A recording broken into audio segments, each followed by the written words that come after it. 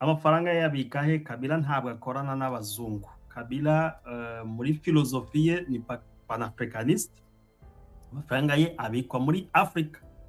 Antuka ni muri Afrika, nta gihugu kimwe cy'i Burayi, ahubwo ubutegetsi bwe natwe yari aheruka i Burayi muri manda ye ya mbere.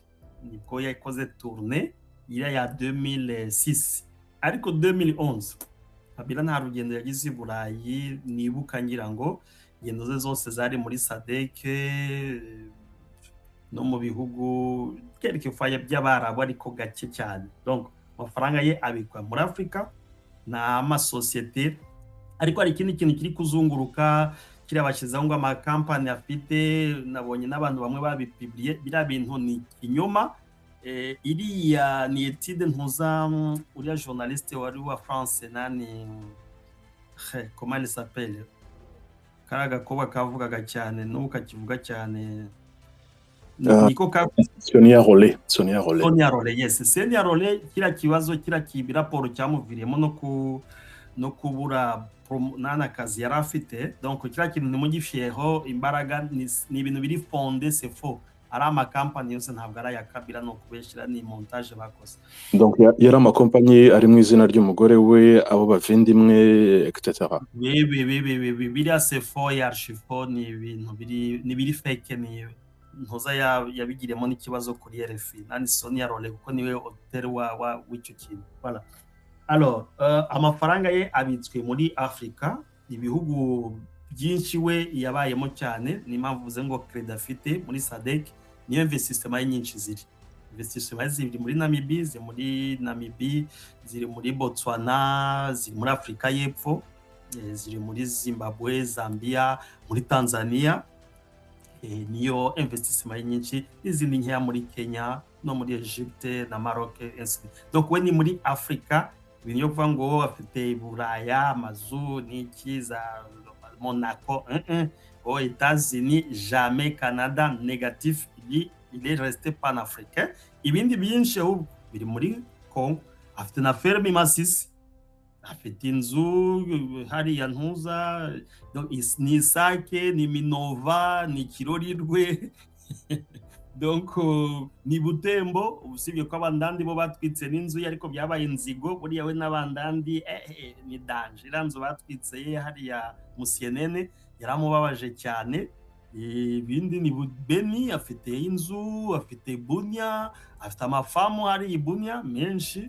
Donc izindi ziri Kundelungu hariya no muri Upemba, hari hararutse kuba igitero, bagiye gutera groupe bakayimwitirira ko ari bateye abasirikari. Bon, habo twamenya ko ari bariko hari aka groupe kahari kari yara muri Katanga, kasige kaderanje FARDC, kate FARDC hariya muri park ya Upemba, n'aba garde park babaka n'ibikoresho byinshi, ariko nawe afite umutungo mwinshi cyane. Donc imitungo ye iri muri Congo, twavuga nko kuri pursa 40, naho 60 ikaba muri sana muri zone ya SADC no muri Afrique du Maghreb. Mais en Europe non, aux États-Unis non, il est resté panafricain. Voilà. Ngefa tise ko nta mandat yigeze ikorwa. Bon, d'abord condamnation yabaye par contumace, ni ibintu bamureze ngo akorana n'u Rwanda, ngo akorana na FCM 23, urumva ko yari un procès politique. Impamvu bavuze ukuntu bakora mandat d'arrêt, kuko muri mandat d'arrêt iyo yigize international ushyiramo les preuves, abajuriste bose babona ati voilà yakoze iki. Kugeza ubu ngubu Kinshasa il a des difficultés yo kulia ntuza même mikoranire na FCM 23 kubigoma. Oui c'est bien, ariko ze yabafurnishije intwaro yaziguze he, habaye transfer, bazungura baza ati mutuzanire document nibura ga preuve kamwe ko mwafashe ka transfer ye, a transfer amafaranga muri konti ya General Makenga nangwa kwa nanga inanopa mutwereke akantu se n'ibiri byo kurya yaguze kila fourni.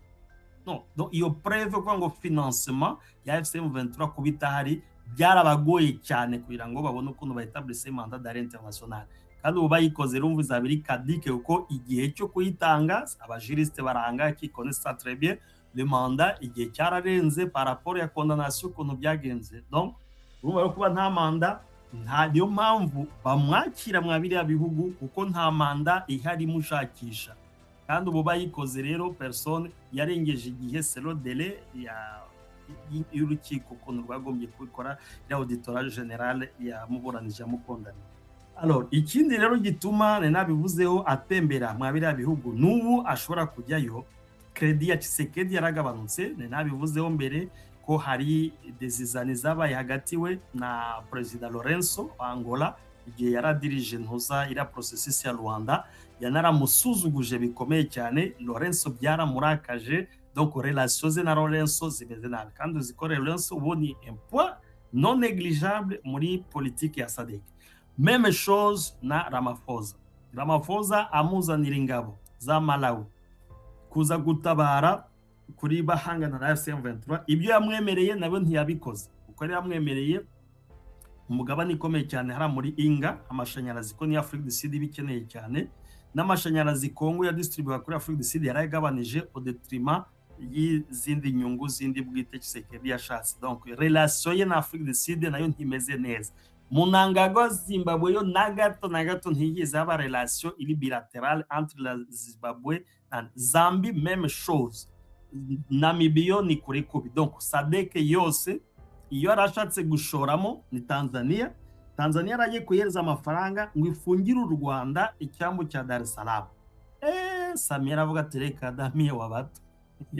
Donc Samia yahise amuvaho kuko yaramwemereye no kumwoherereza ingabo, ariko bazohereje nkeya zari ziri Burundi, zije kuva ngo ziri guproteja nyine icyambu cyabo kuko ziko frontiere y'amazi irahari entre la RDC na Tanzania, ariko batangiye kubivamo buhoro buhoro. No kuba Samia atarariponze kuri iyo demande ya Tshisekedi kugira ngo afungire u Rwanda, ko pour Tshisekedi c'était Tanzania ifungire u Rwanda icyambu comme si u Rwanda rubure aho rucira kugira ngo rujye guhaha.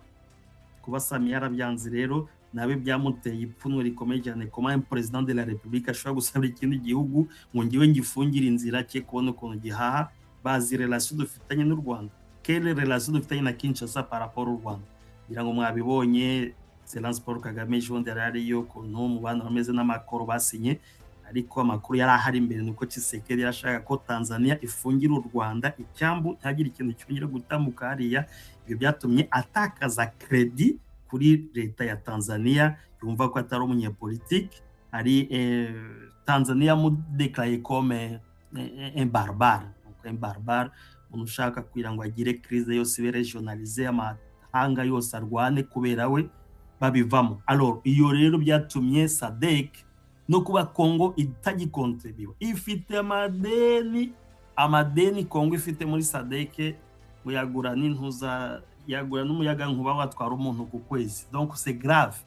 Ibyo byose rero bigatuma Kabila yatuye ku butegetsi nta deni afite rya SADC, kandi ibihugu byose abanye nabyo neza, ariyo mpamvu ubona bamwakira comme afite credit. Navuze ko muri SADC nabibwiye abari bahari imbere ko SADC Tshisekedi afitemo 40%, Kabila akaba afitemo 60%. Muri EAC ho noneho Kabila ari a 90%, kugira ngo Tshisekedi akaba asigare nka 10%, kuko muri EAC uwo bari kumwe no Burundi, ariko Uganda ni tanto plutôt uzi ko hari ama operation bari gukora hariya za nani Shuja, Uganda bayakora bonyine, nibo batanga amafaranga barwana na ADF, kandi yari partenariat égal, nta kintu Kongo itanga. Alors Kenya uzi ko ila menacé plusieurs fois kugira ngo atandukane na Kenya ngo kwere yakiriye Sovole Congo.